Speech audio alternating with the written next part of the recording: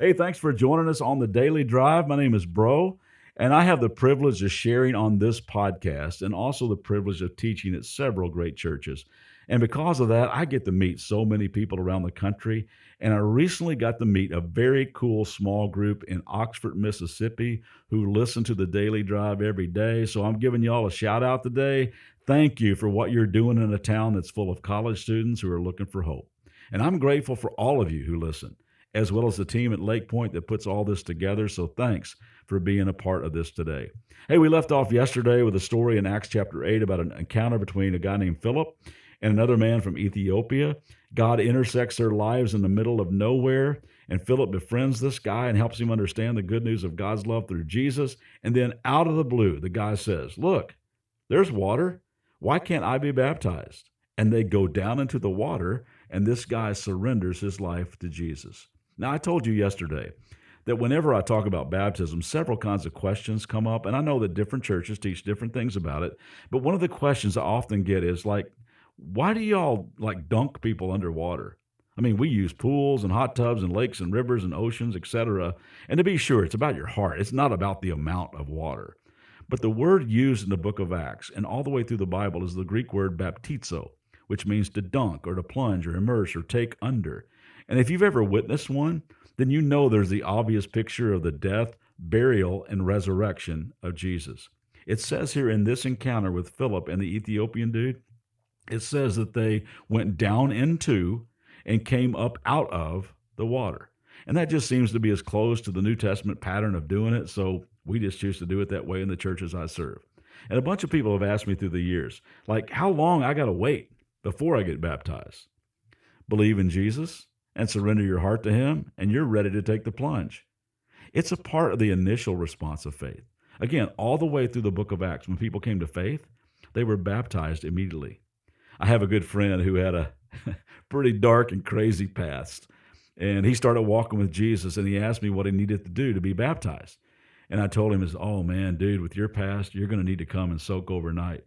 He said, "Really?" I go, "Man, no, I'm just playing with it. I'm just kidding." See, you don't have to wait months or years because you're still trying to get your act together. You acknowledge when you accept Christ that on your own, you can't get your act together.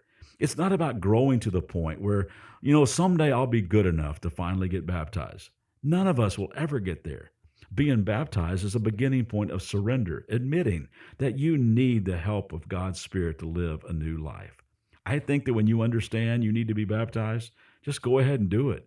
Whether you accepted Christ 10 years ago, 10 days ago, or 10 minutes ago, it's part of the response of faith.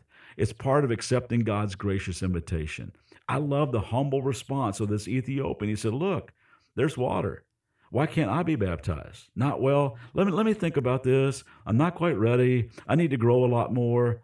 He just says, "You know what? I want to give my heart to Jesus and just let Him take me from there." Again, baptism does not save you. There's nothing magical about the water, but there's something very magical about the grace of God when we surrender to Him, and baptism just marks that surrender. Lots of my friends have asked me, "Well, I was baptized as like a baby. Do I need to do it again?" Often parents want their children baptized primarily as a sign of dedication and commitment to the Lord. And if your parents did that, I think their motivation was in the right direction, and you ought to be so grateful for their commitment to your spiritual foundation. And I think you ought to express that gratitude to them. But in the Bible, baptism always came after someone put their personal faith in Christ. They personally believed, and then they were baptized. And as you've grown and matured, it's your decision now. It's your personal faith journey now. And when you reach the decision that you now believe in Jesus and you want to follow Him, now's the time for you to be baptized based upon your personal faith. I love this story because it's so much like many of our stories. You got this guy on a spiritual journey who knew in his heart there was one true and living God, yet he didn't know Him personally. And God intersects his path just out of the blue, in the middle of nowhere, by bringing a new friend into his life. A friend that meets him where he was, told him about Jesus, got to take him down into the water and experience the thrill of knowing that this guy, not from Jerusalem, Judea, or even Samaria, but the people from the ends of the earth were now getting in. Man, I hope you have a great day today, and be aware of who God puts in your path. And like Philip, just be a listening friend and see where God might take it. And if you're ready to be baptized, you ought to talk to somebody about it. I bet there's a local church near you that would be more than glad to meet you in the water this weekend. See y'all on Monday.